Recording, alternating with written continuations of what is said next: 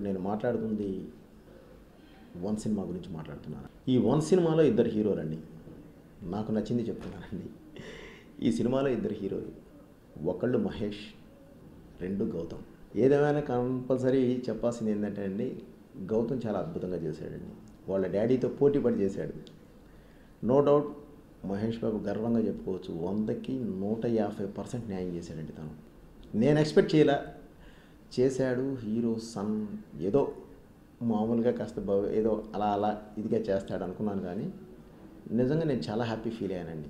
ఇలాంటి అవకాశం నాకెందుకు రాలేదా, గౌతమ్ లాంటి వాడితో చేసే అవకాశం నాకెందుకు రాలేదా అని కూడా ఫీల్ అయ్యానండి ఒక పాయింట్లో.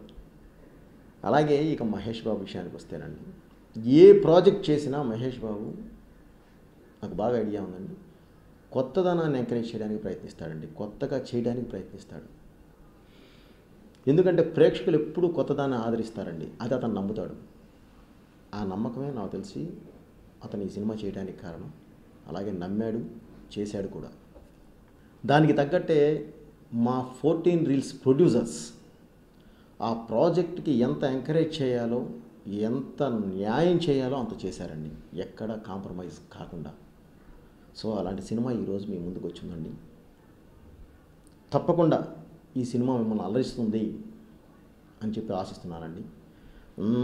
టోటల్ వన్ టీమ్కి కంగ్రాట్స్. థ్యాంక్ యూ అండి. మీ బోయపాటి.